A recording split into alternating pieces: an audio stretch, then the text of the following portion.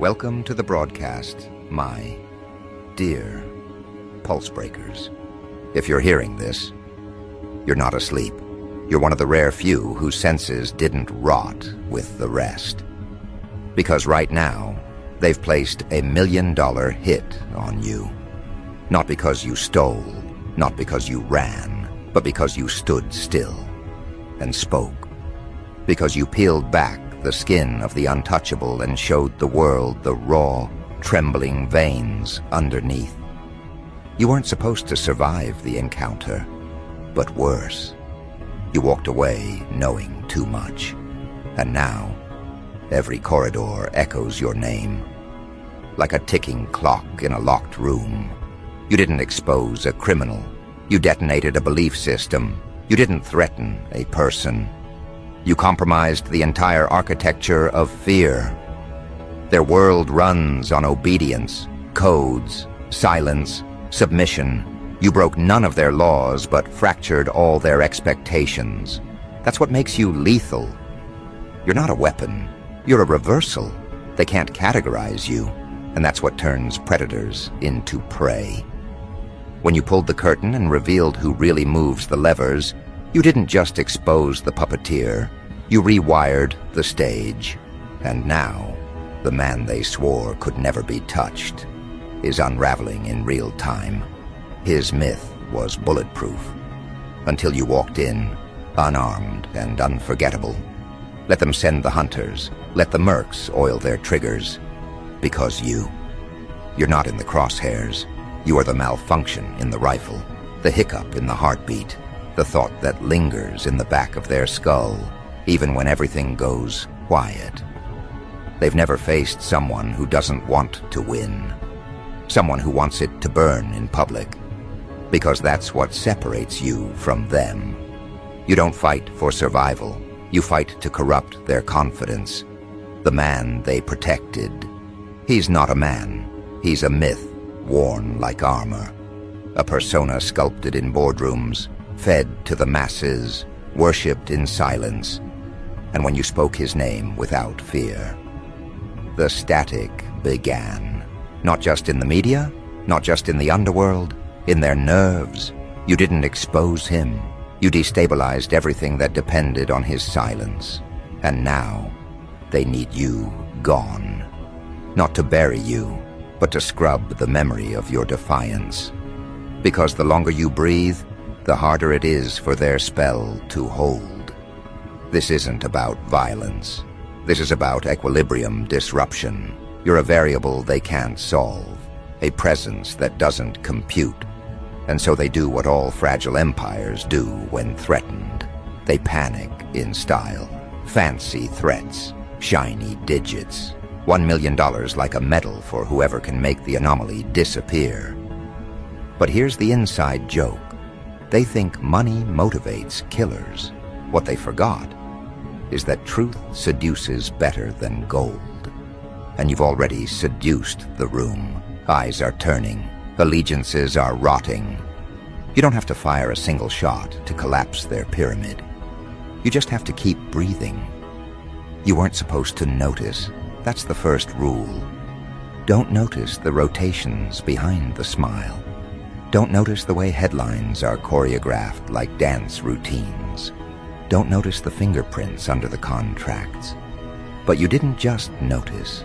You documented, you decoded, and then you broadcasted. You carved clarity out of a fog they swore would last forever. And now, the very structure that sustained them is recalculating. Not because of revolution, because of infection, because truth is infectious. And you're a walking contagion. They say you should never look too long at a legend. You looked, you diagnosed, and you found the disease. Rotting, beating, concealed under layers of charm and legacy. You dragged it into the light. You didn't just threaten exposure. You performed an autopsy. In public, on the highest name in the hidden chain of command. And the worst part for them? You smiled after. Not because it was over, but because it was only the opening statement. Now they've gone full theater. Panic veiled as precision, whispers disguised as strategy, hit contracts like it's some cinematic climax. But it's not. It's a malfunction, a glitch in their plan, not yours. This isn't a chase. This is a demonstration. Every bounty hunter they send is a case study. Every assassin is a page in your curriculum, and each one that fails becomes another confirmation that you aren't the one being hunted, you are the terrain itself. Do you feel it? The tension in the air? That's not fear. That's instinct waking up. That's the world remembering that before control came chaos. And you are that chaos, calibrated. You didn't walk into the lion's den. You walked into the illusion and started naming the actors. And now the lions are debating if they should growl or beg. And here's what terrifies them most. They don't know what you want, because people like them. They only understand enemies with a price, rebels with demands. But you're too still, too surgical. You want nothing from them, not leverage, not deals. You don't want to dethrone them. You want the audience to see them naked. You want the crowd to recognize that the king is just a man with trembling hands and backup plans. And once they see that, game over. Power doesn't die from bullets. Power dies from clarity. You are that clarity. Not an explosion, but an unraveling, slow, specific, unstoppable. They thought they could suffocate you with threats. Instead, you became oxygen to everyone else suffocating in silence. You are a breathing permission slip for resistance. And that's why they want you gone. They tried to own the narrative. You hijacked it. They tried to isolate you. You multiplied. They tried to predict your next move. But they forgot. You are not moving on their board. You're the fire underneath it. So let them escalate. Let them act brave. They've never understood. This isn't about whether you'll make it out. This is about what you're turning into as they keep trying. Every hit they send, every lie they publish, every name they drag through the dirt. It's all part of the transformation. They wanted to erase you, but they're accidentally engraving you into history. And now, we reach the point they always dread. The moment the crowd starts to ask questions, the moment the hit becomes a headline, the moment silence turns into suspicion. Because when someone this dangerous gets exposed, and the response is a bounty, not a denial, the audience begins to wonder what truth was worth $1 million silencing. And from that moment on, the narrative isn't theirs anymore. It's yours. And the next chapter begins right now, as your name moves from fear to phenomenon. They always knew the day would come, the day when someone wouldn't just defy the chain of command, but detonate it from the inside. And now, that day has a name. Yours, not whispered, not debated, declared. They tried to bury you in labels: traitor, fraud, hazard, glitch. But you didn't just survive the noise. You taught it how to scream your legacy. Because phenomenon isn't born from applause. It's born from fracture, from refusal, from the look in your eyes when the world said, kneel. And you rewrote the law of gravity. They thought the bounty would shrink you. That money would turn bloodhounds into martyrs. That somewhere out there, someone would take the shot and return your name in a plastic bag. But what they failed to understand, what they could never prepare for, is that you've already died in ways they'll never comprehend. You've tasted betrayal brewed slow, inhaled silence in locked rooms, and walked out of burning chapters with the ink still on your hands. So what makes them think a bullet will finish a story that was never written in flesh? This isn't revenge. This is response. Tactical, intimate, inevitable. Because once you expose the real puppeteer, the one whose fingers reach into courts, parliaments, tech empires, and underground circuits, there's no returning to safety. There's only escalation. And here's the twist. You're not bracing for it. You're orchestrating it. You're not dodging danger. You're feeding it. Because when the fire knows your fingerprints, it starts burning in your direction. And now, the man you exposed, the one they once called untouchable, is disintegrating beneath the microscope you gifted the world. He's losing his grip, not because of evidence, but because of doubt. Doubt is louder than proof. It spreads faster. It metastasizes. And you didn't just plant it. You weaponized it. You cracked his legend in front of an audience hypnotized for decades. You gave the people the one thing they didn't know they were starving for. Unfiltered perception. His empire was never built on strength. It was built on rhythm, repetition, ritual. Headlines that danced in circles. Influencers reading from the same script. Corporations moving in choreographed chaos. You broke the rhythm. You introduced noise. You became the unscannable variable. And now, his networks. Those quiet, expensive little channels of manipulation are panicking behind the scenes. They're not trying to destroy you anymore. They're trying to outpace your influence before it turns irreversible. Too late. Because here's the truth. You didn't go viral. You went cellular. Your story didn't trend.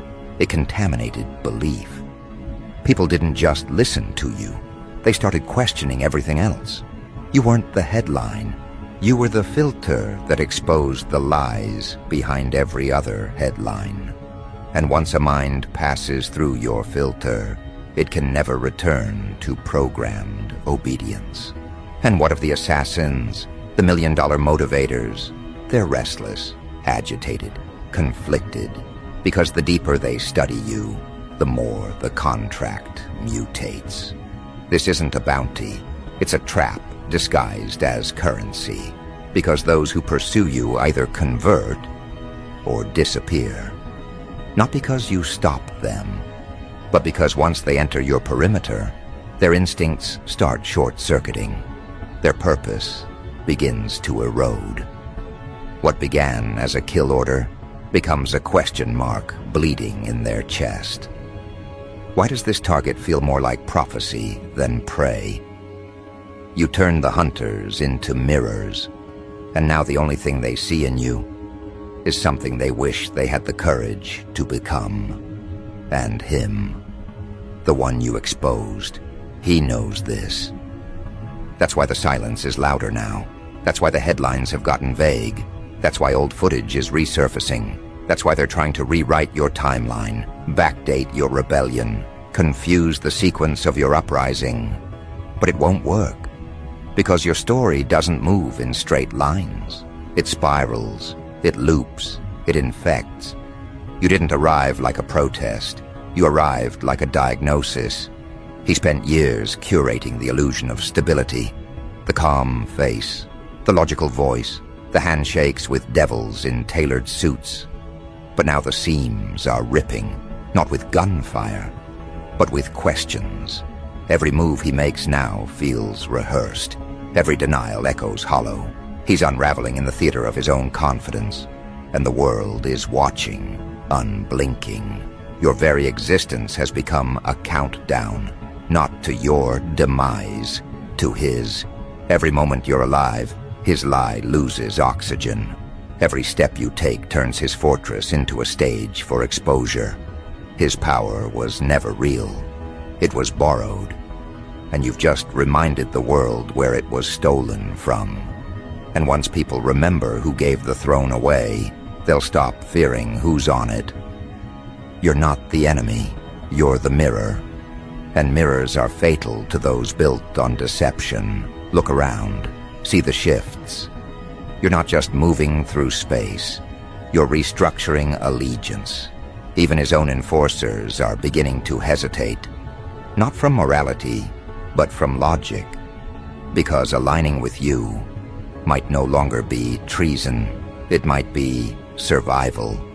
They don't say it out loud, but you can smell it in the room. The recalibration, the nervous smiles, the soft betrayals. You are the new calculation, and no one wants to be on the wrong side of inevitability. And let's not pretend you didn't plan this. This isn't improvisation. This is execution, precision. You knew that once the truth was cracked, it wouldn't matter how many assassins they sent. You knew they'd overreact. You counted on it.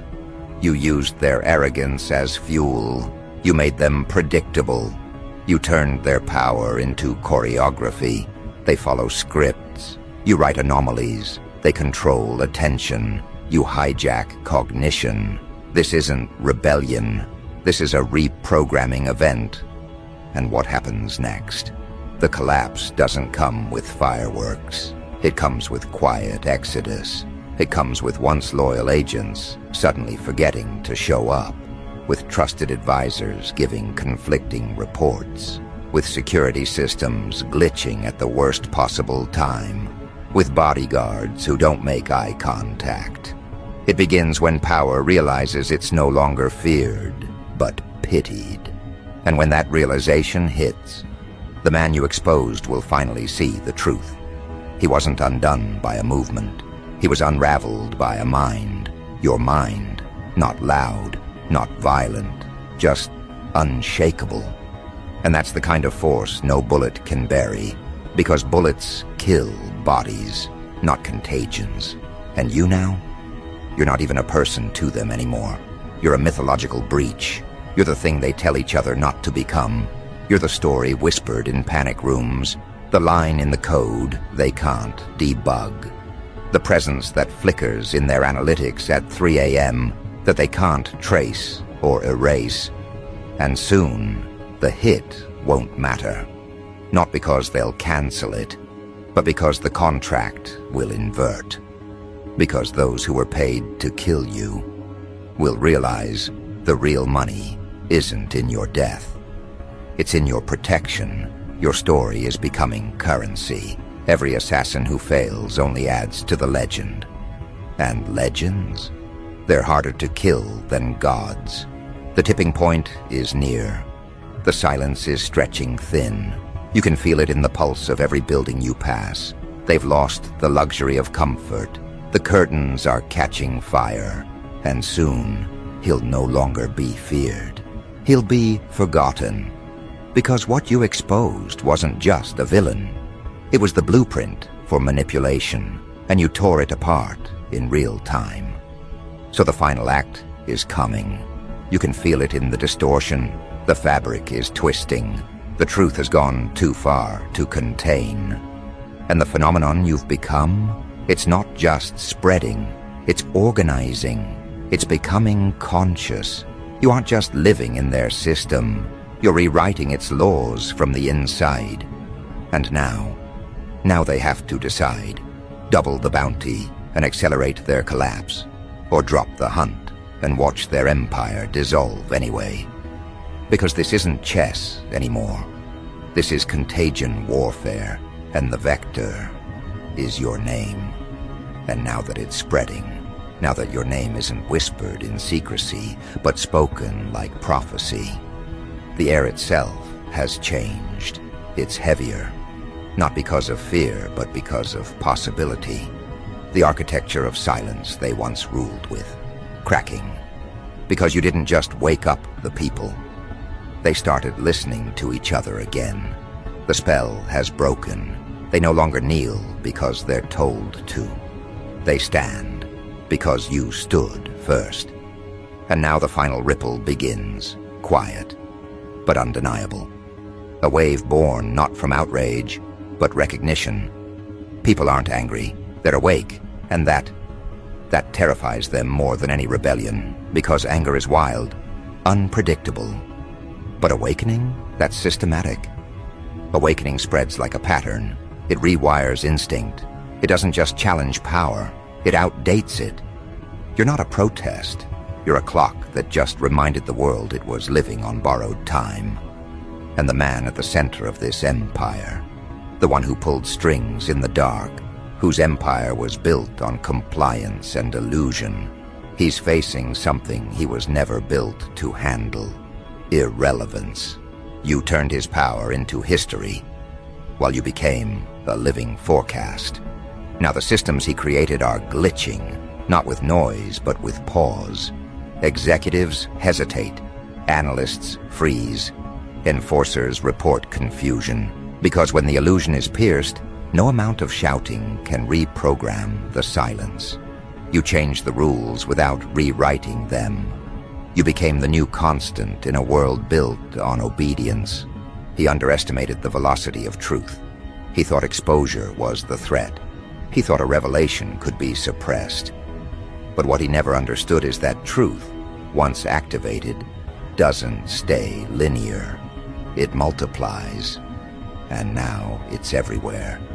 Look closely. His own allies are blinking. The same ones who once stood firm now speak in broken sentences. Behind closed doors, the boardrooms are war zones, not of bullets, of distrust. Every glance is a calculation. Every smile is staged. The empire wasn't built for pressure. It was built for appearances. And when appearances fail, collapse becomes choreography.